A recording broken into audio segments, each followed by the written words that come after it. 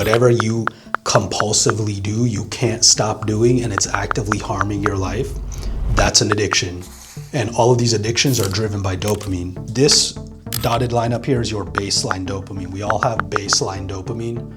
It's just our natural levels of dopamine, our natural levels of motivation. It allows us to get pleasure from pursuit, pleasure from things that we know are healthy for us. And this is where a lot of people operate, is this low baseline of dopamine, where you just feel like shit all the time when you're not scrolling, when you're not doing the thing that stimulates you. So the only way to get out of this is you have to go through these shit phases. All right, what's up, guys? Dopamine detox. Ultimately, we get addicted to things because of dopamine. That could be getting addicted to porn, addicted to doom scrolling, addicted to food, sugar, binge eating, addicted to alcohol, to weed, to gambling, to whatever it is. Whatever you compulsively do, you can't stop doing, and it's actively harming your life, that's an addiction. When you can only derive pleasure from certain things, Andrew Huberman said, progressive narrowing of the things that bring you pleasure, that's an addiction. And all of these addictions are driven by dopamine, because our brains want dopamine. They want that hit. It wants the pleasure, right? Dopamine, it's not just about pleasure. We call it the pleasure hormone, but it's also about like pursuit. It's about motivation. It's about drive. When you have a high baseline of dopamine, you're going to have more motivation to do stuff, to actually go outside and do hard things and make shit happen, whether that's going to the gym or dieting and trying to lose weight, or, going and actually talking to people and socializing and, trying to make friends or trying to find a partner or whatever, right? Just things that are difficult, things that require a bit more effort. But we live in a world in 2026 where we can just get instant pleasure at the press of a button, just right on our phone. We can just go to a website. We can just open up an app. We can just text someone really quick. We can just play a game. We can just start up a game on Steam and then just get instant pleasure that way with little to no effort. So our brains are naturally just going to crave the easy pleasure. Our brains just crave the easy dopamine without effort, because our brain is just trying to be as efficient as possible. It's like, we can get these huge spikes of dopamine without doing anything. Why wouldn't we just do that? Even emotional escapism, because in every addiction, there's a component of emotional escapism.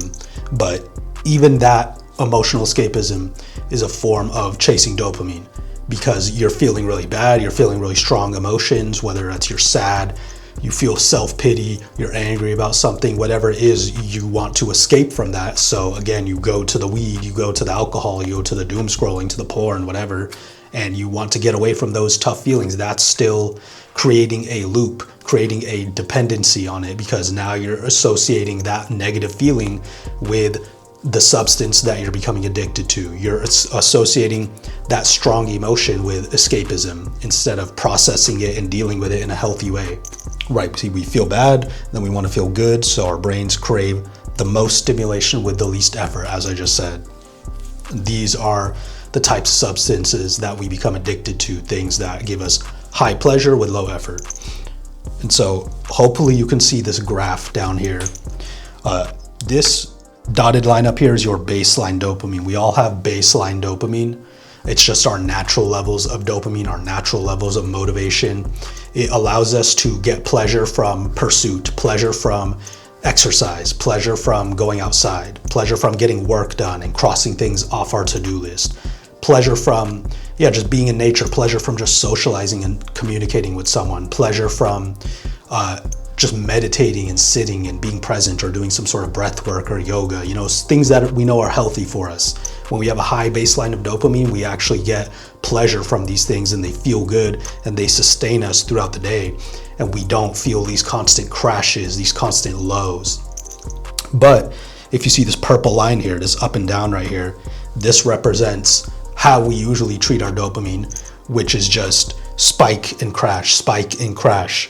And you see that over time, the baseline actually lowers. You see this dotted line down here is the new baseline. And the reason that happens, I'll give you an example of what I used to do. I had a phase throughout a lot of last year, especially, where I would take an edible, I'd take a gummy, And then I would kind of get into this brain fog state where my willpower was lower, my discipline was lower. I was giving myself an excuse to then go and goon out and watch porn and like just overstimulate my brain, and then also like DoorDash and get a bunch of sugary crap and like eat a bunch of garbage and just fry my brain and spike my dopamine even further. So if you look at this purple line, this was my baseline dopamine, but then I would spike it way up.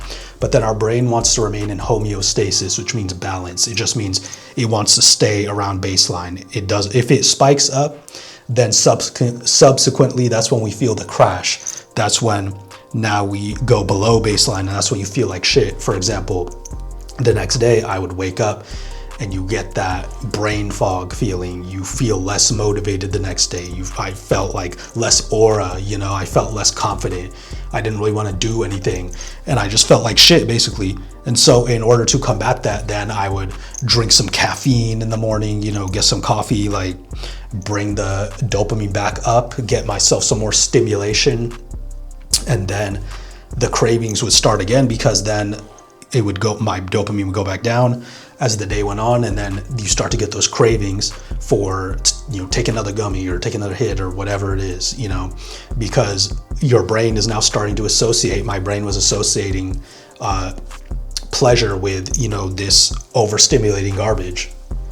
And so if I wasn't being overstimulated like that, then my baseline dopamine was going down. I was feeling bad.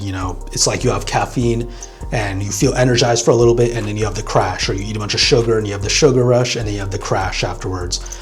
So you have that crash, and then it's like, oh, I'm feeling bad again. But now, okay, let's just do it again. Let's just smoke again. Let's just drink again. And now dopamine goes back up, except if you notice, it's slowly tapering down. It's on a downward slope of dopamine, because we're not getting the same hit. This is like when we say, oh, my tolerance went up. I need a harder hit of the drug. I need a higher dosage. I need to drink more in order to feel drunk. I need to watch more extreme porn in order to feel the same stimulation, because vanilla stuff is too tame now. My brain wants more stimulation. I need to eat more food, more sugary food, more crazy stuff, because like the regular plain simple whole foods are boring now, and that's because we're constantly on this roller coaster of spike, crash. And when we're in this crash, when we're in this trough down here, and then we do something to try and spike our dopamine again, we stimulate ourselves again, we're not actually going all the way back up to where we were the first time. We're just kind of slowly going down. It's like you spiked to 100 and then you went back down to negative 100. But then when you go back up again, you only go up to 90. You don't go back up to 100. Then you're down here at like negative, 110 or whatever, just for the example. Then you're going up to 80, and then you only go up to 70. And you see it just keeps going until you get to this line down here, which is your new baseline, which is much lower than before. And this is where a lot of people operate, is this low baseline of dopamine, where you just feel like shit all the time when you're not scrolling, when you're not drinking, when you're not smoking, when you're not doing the thing that stimulates you. You feel like shit. Now this is the point where people reach where it's like a stoner, for example. They need to be able to smoke just to feel normal. They have to smoke before they do anything just to feel normal. That's because their baseline dopamine is so low, because they've smoked so much and their brains have adjusted, and now they've gotten used to just being in a state of being stoned all the time, that when they're not stoned, they feel like shit because things aren't as stimulating, because their baseline dopamine is lowered. So the only way to get out of this is you have to go through these shit phases where it's not going to feel good, but you're going to need to stop overstimulating yourself. You're going to have to start pattern interrupting. When you want to do the overstimulating thing that got your baseline dopamine so low, you're going to have to do something that's not as stimulating, because what we want to do is raise our baseline back up. And let me draw a graph for you. So hopefully you see this new graph up here. If you want to get from a low baseline back up to a high baseline of dopamine, you basically need to stop doing things that are so overstimulating, and instead you need to do things that are like regularly stimulating. So instead of smoking weed, for example, try meditating, try doing some breath work, try going for a walk outside in nature. If you are wanting to watch porn, instead try retaining your energy and going to the gym and working out instead. Use all that energy to do a workout, to lift weights, or to go for a run and do some cardio. Things that aren't so overstimulating, so they're not going to do this spike crash cycle. Instead, you're just raising your dopamine a bit, and notice how it's longer and it's more sustainable, and then it doesn't crash so much. It just kind of gets you back to your baseline. But then you do it again, maybe it's midday, and now you meditate, you do some breath work, you do some stretching, you just take a little break, and then it raises it up a little more and it sustains you throughout the whole day. And then at night you do some reading, you do a workout or something, you socialize, you spend time with friends, you do a hobby, whatever it is. And then see, it's a lot slower, but you can see the trend is now moving slowly back up.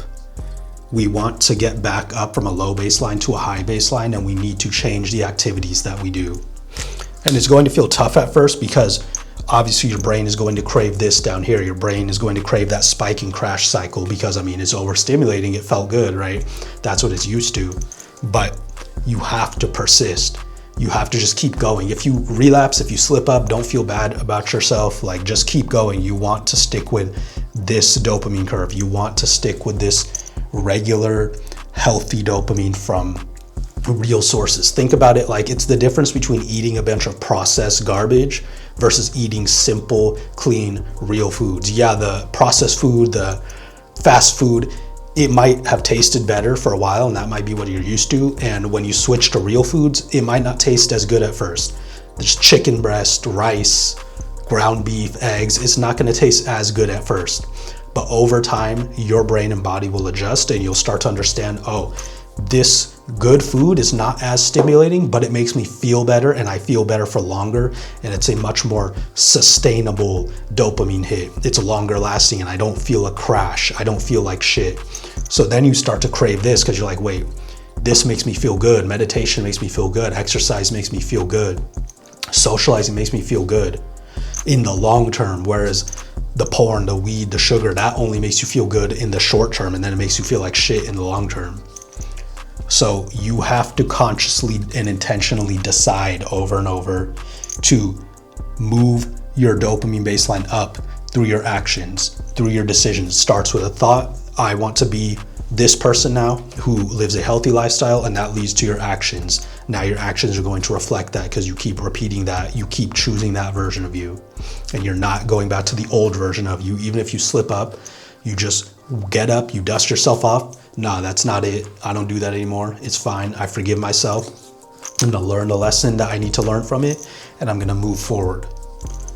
Okay, this is my version. Dopamine detox is just a term I see everywhere, so I'm just using that. But really, it is just about changing your habits. Change your thoughts, change your habits, change your lifestyle. It goes in that order. I hope this video was helpful to you. Just wanted to give you a quick explanation of how dopamine works and how all these substances, all these apps try and hijack our brain. I hope it made sense, and I hope you can figure out things in your life that you can do to increase your dopamine baseline. Okay, thank you all for watching. Please like, comment, and subscribe, and I'll see you all next time.